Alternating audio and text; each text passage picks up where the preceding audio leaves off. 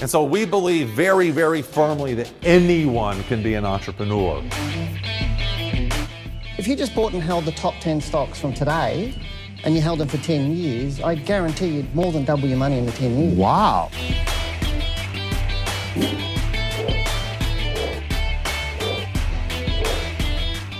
Hello, everyone. Welcome to this week's special School for Startups Wealth Within Market Update. My name is Jim Beach, and I am with Dale Gillham. As always, he is the author of Accelerate Your Wealth. It's your money, your choice, and the head guy at wealthwithin.us. Dale, it's good to talk to you. Last week you were off. We made fun of you. I hope you had a good vacation, and welcome back. Yes, I actually did see that, Jim.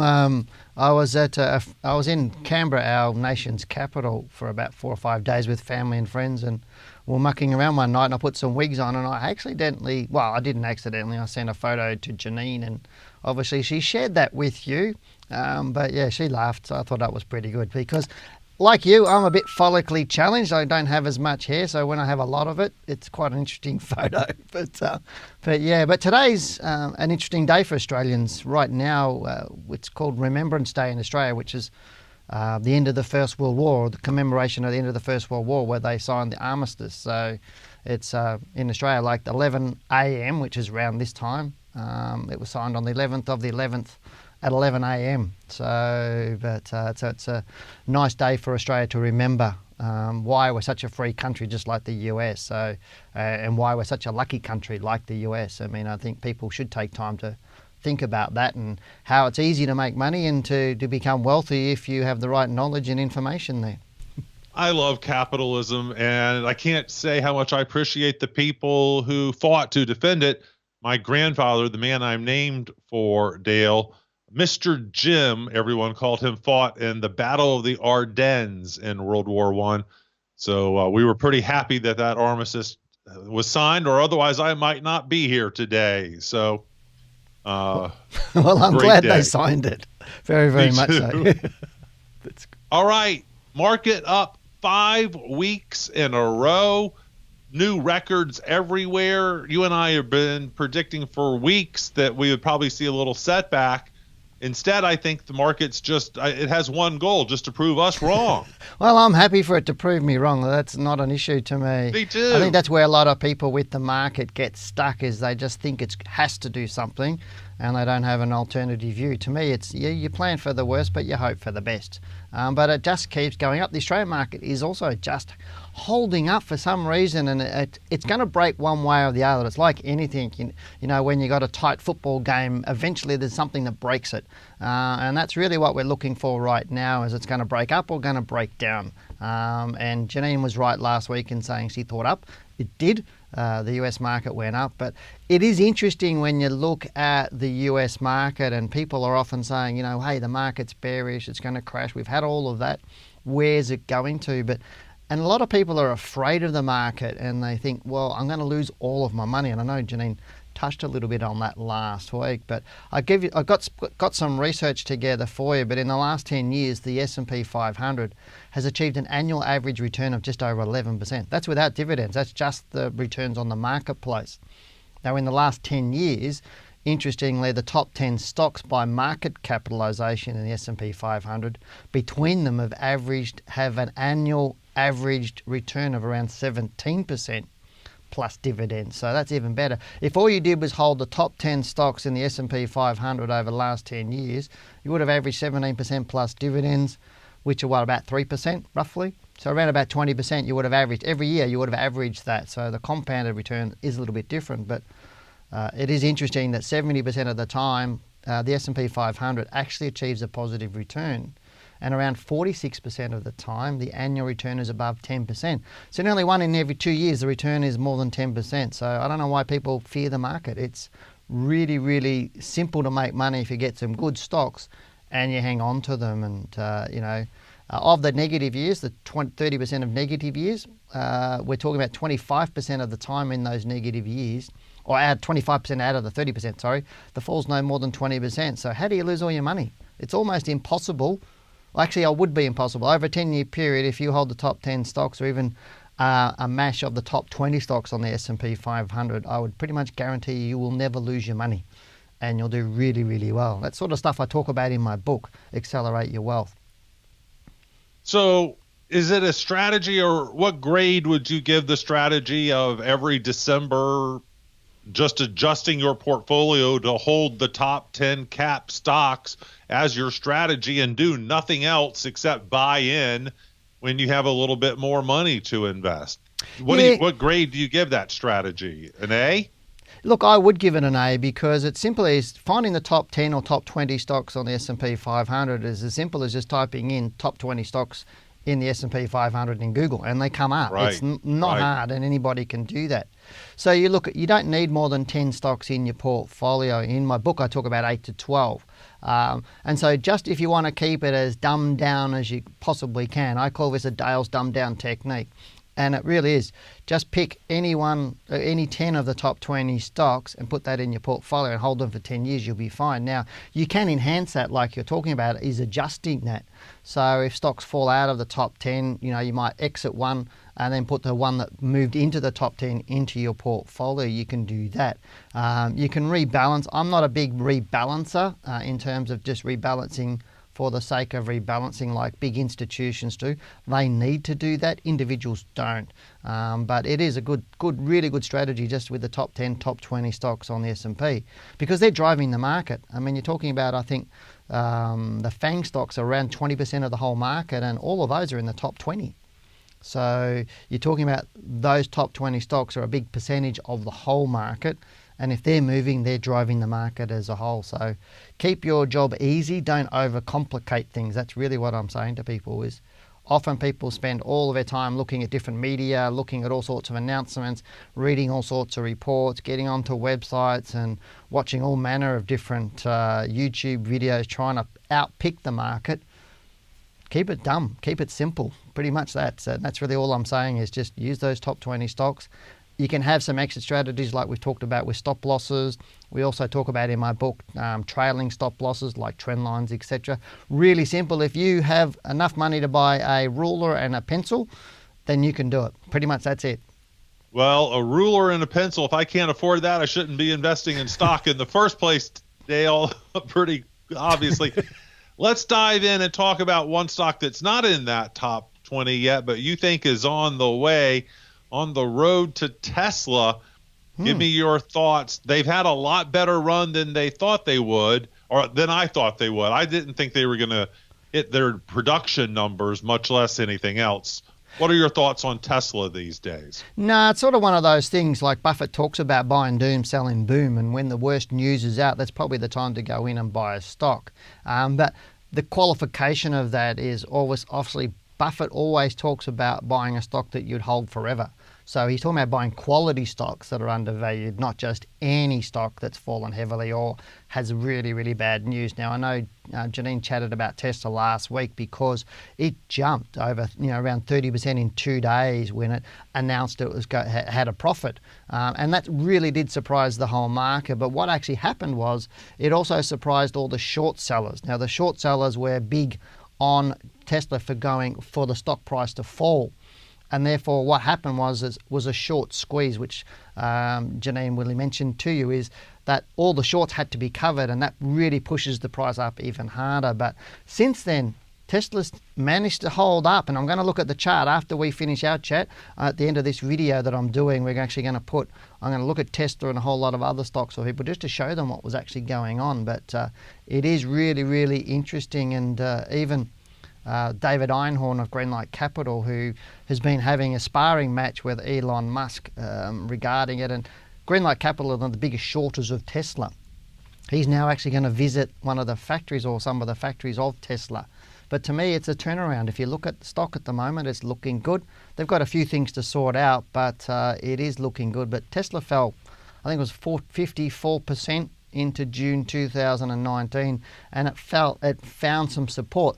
That was a big, strong support level for me from a technical point of view. I'm very much a technical analyst, not a fundamental analyst. And when a stock hits those, falls about half in price and finds some support, that's a really, really bullish sign if it can maintain that and hold above that level for a period of time. Tesla's done that. And that, to me, I see a really good future for the Tesla share price. I'd probably wait for it to come back a little bit after rising around that 30%. I'd rather wait for it to drop back a little bit. It's like you can't walk up a stair till you put your foot down to get some leverage to move to the next price. Tesla needs to come down a tiny little bit, find out where the buyers and sellers are, and then move up again. But I like it long term. I'm still not convinced, Dale, and it'll be interesting I'm just not. Maybe it's the media here in the United States with so much negative coverage of the production problems for the 3 Series. And you just don't see them on the road. You see the SUV and I think the larger sedan, but I haven't seen very many of the 3s. So anyway, you also mentioned Warren Buffett, and I heard over the weekend that he is sitting on $128 billion. You have Amazon sitting on, I'm sorry, not Amazon, Apple sitting on something like $200 billion. And I'm sure Amazon and Alphabet and all of them are also up there in hundreds of millions. Why is Warren Buffett sitting on $128 billion? What does that mean? Well, what it means is he's very good at what he does. In terms of compounding, he's been in the market a long time with his funds, and he's just kept compounding. He's very good at picking good long-term type companies. Like Apple. I think Apple, from memory, was up 60% this year. Nine of the top 20 stocks in the US at the moment are up well over 20%. Well, actually, probably more than that, actually, of the top 20. It's more than 50% of that top 20 are well up over 20%, most of them up over 30%. So that's really, really good returns considering the Dow. I think the Dow's done about 23, 24%. But Buffett's just a great investor, and he buys some really good companies, holds them for a very long point of time. But he's very similar to me. I mean, I talk about buy low, sell high. Buffett buys low. And he does sell at times, so he doesn't necessarily hold forever. But what does it mean if all of these powerful forces and smart people can't find something to buy? You would think that he would find something. After all of he's been sitting on that money for 3 or 4 years now. Why can't he find a acceptable target? Well, there's an old thing in Sun Tzu's Art of War: don't go to war unless you know you're going to win. So, and with the market over the last couple of years, there's been a lot of indecision, a lot of bearishness, a lot of negative talk, whole range of different economic factors, and now they're starting to change. We've seen the last 6 months, a lot of the news around the US about employment and all sorts of other issues have changed. Obviously, now we're very, very close to a China trade deal.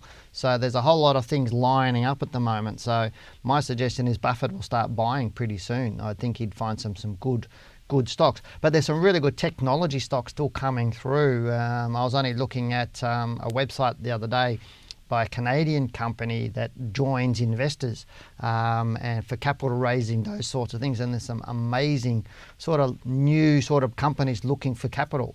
And as a fund manager myself, an investor myself, that was really interesting. So, but their website in itself is also new. It's only been out for a few months. But there's some opportunities coming through, and I think Buffett's going to be looking at some of those and where the economies are changing, where the new employment's coming from, where the new industries are coming from. So it doesn't pay to move fast, it pays to move a bit slower. I love one of Warren Buffett's old lines that he can spend the entire day, work 12 hours, and decide to do absolutely nothing. And that's a good day's work for him. Let's move on to another target. Dale, this is unbelievable. 2 houses in my neighborhood already have their Christmas decorations up. I saw as I was driving home last night, 2 houses, one with a tree and one with lights on the porch. We haven't even had Thanksgiving yet, and we're already decorating for Christmas. What do you have to tell us about a Christmas rally? So, first of all, define what you call the Santa Claus rally. And do you think that we're setting up for one this year with the market already so high? Yeah, the Santa Claus rally is another one of those things that the big end of town or media like to talk about, like Red October. They talk about things like the Death Cross that we talked about the other week as well, those sorts of things. So they like to title different things. Now, the Santa Claus rally really describes a sustained increase in the stock market that occurs in the last weeks of December through to the first few days in January. So about 2 or 3 weeks. Now, there's a lot of explanations for the causes of what may be what they call a Santa Claus rally, including people for tax, like selling down stocks or buying stocks to readjust their portfolios, like we talked about. It could be that hey, it's a festive season, so people are in a great mood. There's people get holiday bonuses from their bosses, so they put it into the stock market. There's all sorts of different theories, and sometimes large institutional investors, they talk about them. Maybe they've gone on holiday, so it allows mum and dad, the average American, to go out and get into the market. I've heard so many reasons for it. The adults are away. Yeah, but to me, sometimes it's actually the institutions that know that people's mind is not on the market. It's on the festive season. It's on being with family. It's on vacations, all sorts of different things. And I think sometimes the big end of town use the quiet time, or where the eyes aren't on the market, to get into some stock and push it to be more bullish. And I think that awfully happens. But going back to my statistics earlier in our chat, when we're looking at the market rises 70% of the time, and 70% of December's are up. What's the difference? It's the same thing to me. It's the market doing what the market does normally anyway. So again, as I said, like that death cross, which I thought was a lot of CRAP. Santa Claus rally is another one of those things that people should not really take notice of. If you've got good stocks, they're going to rise up through to December. I've been saying for months and months I thought we're going to rise up into good Christmas. That's pretty much normal, but December does show positive gains most of the time, at least 70% of the time.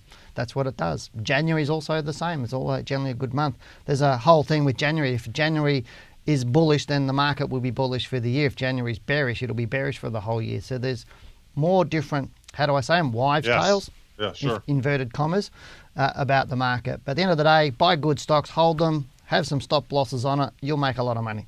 Well, this January with the upcoming election and the beginning of all the primaries, it's going to be crazy here in the United States. I can't wait to see it on one hand. On the other hand, I just want to go bury my head in the sand.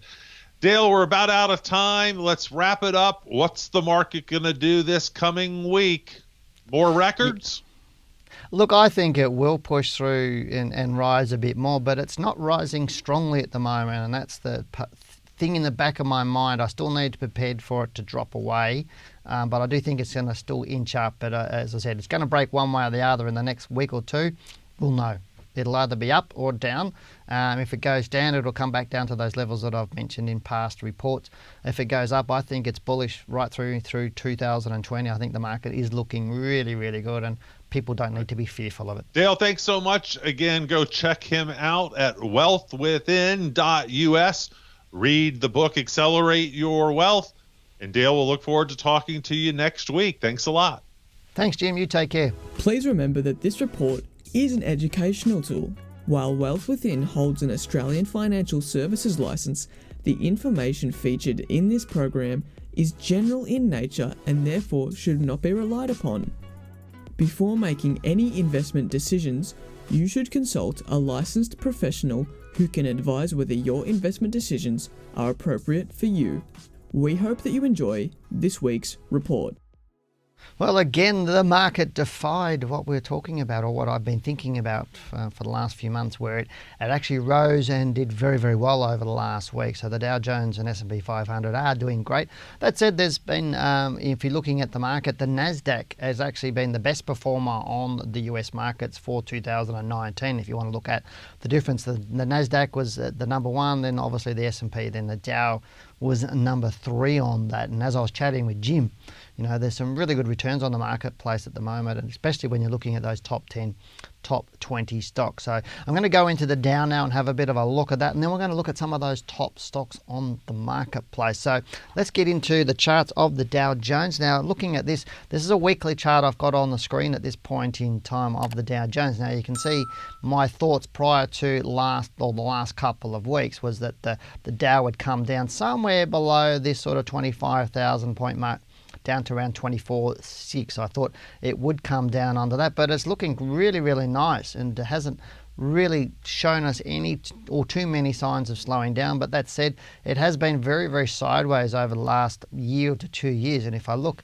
back through here, you're looking at some of these dates here. Let me put my pointer on it. January 2018. So if I go to the start of 2018, which is roughly there, in the last 2 years, it's only gone nearly 12%, the whole market. So that's all you would have got if you'd had an index fund or an ETF on the index. You wouldn't have done that well, but if you'd owned the top stocks on the marketplace, as I was saying to Jim, you'd do even better. But what's going to happen with the Dow right now? Well, really, it's looking like we've had 1, 2, 3, 4, 5 weeks moving up. It closed higher here, closed where it opened here, closed higher, closed higher, closed higher. So we've got 1, 2, 3, 4, 5 bars, with all of them either closing the same place or higher. So to me at the moment, we do need to see a downward movement again, or one will happen over the next week or two. That will tell us whether the buyers are strong or still going to remain strong, or whether they're weak. And if there is a move down over the coming week or two, then we may see it come back down to this level. If that low there, 26,714, is broken over the next 1 to 2 weeks, then we will see a tipping over and a fall down through, and it could take over the next couple of months. But we still do need to get some sort of fall. That's really what I'm thinking. But right now, the Dow is bullish. Nothing to be afraid of on the market at this point in time. It really does look bullish into 2020. I can't see anything disturbing it, especially when the US-China trade deal goes ahead. Everything's looking quite nicely on the marketplace. So we'll start seeing a lot more positive news come through. And even Tesla, as we talked about during the report with Jim, Tesla's looking a hell of a lot better. But let's get into the charts of those stocks right now. Now, let's get into the chart of Tesla. Now, as I was chatting with Jim, we're talking about Tesla, about how it announced a profit, and I think it's done really, really well to do that. And I thought the stock found some strong, really, really strong support, which is another thing I mentioned with Jim. So I'm going to show you that on the chart. So if on the left, you have a look on the left of the screen, this is the charts of Telstra weekly and monthly, and you can see there's some really strong support for Tesla around that level. So you can see there's a few highs and lows hitting it. That was the reason I said to you, Tesla's got really, really strong support at that level, and it hit that in June of this year. Now, if I put on, where's a little tool here, you can see this one. All I'm doing here is measuring from the all-time high of Tesla, which is at that level there. So Tesla made an all-time high in September 2017 at $389.61, or $389.61. Now, this is 50% of that. If you halve that 389, you'll get to 194 basically. And you see it's found some support here. It's moved up. It came back, made a higher low, and then it's taken off. So this is, to me, saying this stock is looking quite strong. Now, whilst I'm saying it looks quite strong, I still expect it's going to retrace a little bit, because a lot of this move was because of the short sellers having to cover their shorts. So let's go down onto the weekly chart now and have a little bit of a look at that. And you can see the move here on that week a couple of weeks ago, where it just really took off, but it was showing signs of strength all the way through here. And this is really why I talk about technical analysis on here. But if I look at my tool again, that tool, I don't want that one. If I use this little tool, you can see that the stock actually found some really nice support across here. So there's to me, there was a good reason why this stock started to take off. Moving on to the daily, and you'll see that big move. This is the big move that it made from after its announcement. So the day before was down, it closed at 254. And within a couple of days, it took off. And I've just used the wrong tool. Let me use the other tool. I clicked on the wrong one. That's the one I want. So in a couple of days, it had risen to up 28.77%. It did adjust a little bit over the following few days, but here's interesting. It's moved up again. And that move up again suggests it's strong, and the market still wants this stock. and it didn't fall away. And quite often when you'll see a big gap like that, the market will fall back into it, or the stock will fall back in to fill that gap, because, as again, what I was saying is the short sellers were covering this stock. This is what I was saying to Jim on our interview, that this whole move through here was suggesting this stock is a lot stronger. There's a couple of other reasons why it said it's stronger, but right now, would I buy it? No. Would I be sitting back watching it? Yes. I'd sit back and watch it. I'd watch it for a little bit of a time for it to just adjust a little bit, come back down a little bit, and then start to move up again. So you might pick it up a little bit cheaper, but really, really good stocks. The other couple of stocks I want to talk about, one of them is Qualcomm, and I've talked about these semiconductor companies, like Qualcomm and Nvidia and those sorts.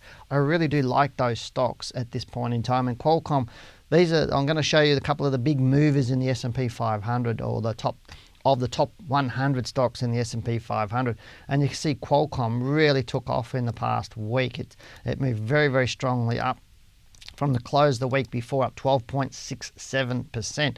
And again, another stock that was showing really, really nice support that you could have bought in just on some really, really simple rules. And it does have big ranges when it does it. So again, I would wait for it to come back a little bit. It's probably gone a bit too far right now for me to get into it, but really just can't wait for it to come back, settle down again. Like I was saying to Jim, got to put your foot down to get some leverage to go to that next level. And I think Qualcomm will have to do that, but looking good. GE was one of the big movers in that top 100 on the S&P 500 last week. And again, long term, this one excites me for a couple of reasons. If I look at the monthly chart, you can see how it's been really bearish right down to this low here in December last year, when the market was bearish in itself. And you can see the big move down from there. It fell 79.82%. Now, it's a long way off its all-time high, way back up here in August 2000, where it hit 60.50. Now, this was the last company to exit the Dow. It was one of the original founders of the Dow, and it was the last company to actually exit the Dow. So it's no longer in the Dow at this point in time. But what goes down must go up. Now, we can see this low down over here in March 2009 at 573. It hit this low here, if I can get my pointer onto it, at 666. So it's very, very close, and this is giving it a springboard. This stock, I like this stock right now. I think if you do like GE, do some research in that and might put that onto your watch list. If not, put it into your portfolio. Remember to set a stop loss on this stock. If it falls below that level, get out of it straight away, or 15%, like I talk in my book, Accelerate Your Wealth. But right now, stick this one on your watch list. The next one I'll talk about, I've got two more to go. I think, or a couple more to go. This one here is Centavides. Actually, that's the wrong stock, so I'm not going to talk about that. Sorry, I've brought up the wrong one. Let me get a little... Here we go, Broadcom, another one of those semiconductor stocks. Now, let me just download the history, because I don't think I did that. But again, another one looking really, really good. Broadcom is very nice looking stocks here at the moment. Is moving through. I would expect it to move through that level of its high. If I drew that, you can see how long-term bullish it's actually been. Look, I think it's going to move through that high very, very soon, and I do like it long-term. It trends beautifully well. It's a great stock to put into your portfolio and is looking quite strong at this point in time. Again, that semiconductor market, I do like it for point of view of growth over the coming year. One I'd like to mention again that I've mentioned a couple of times is Schlumberger, and I've mentioned it a few times over the last 4 months, saying this could be the dark horse. And you can see here how it's found some support at this point in time. Above that low there, around about, 30.65. So you can see here, it's found some good support down around here at a previous level. So just keep an eye on this stock at the moment. It does look quite nice. If we start seeing it move through this sort of area, it was a big mover last week. As you can see, it's been up 1, 2, 3, 4 weeks, 5 weeks, it's closed higher. If we do get a higher low, then it could be starting to move on, but put this one on your watch list. But another big stock, nice, good trending stock that can make you some really, really good money. As always, thank you for, if you have any questions, please send them in. We didn't have any questions at the moment, or for this week for that, but please stick it down below. And if you're watching from the US, tell me where you're from. Hey, from California, or hey, from New York, wherever you're from. Love to know where you're from and who's listening and who's watching. But if you do have a question about a stock for me, please do that. But thanks very much for watching to the end of the video. And again, if you have any questions you'd like me to answer, just stick them below. Really, really happy to answer those for you. So get your fingers on the keyboard and start typing. And remember, I do these reports every single week. So they go up on every single Monday for you in the US, and it's up on Tuesday here in Australia. So hit the subscribe button and click the little bell on the right of it so you know when I'm going live with these latest stock market reports. The more viewers we get in the US, the more I'm going to be doing, and I want to start doing some live streaming in the not too distant future. But for now, I'm Dow Gillham, the Chief Analyst here at Wealth Within. Goodbye, good luck, and good trading.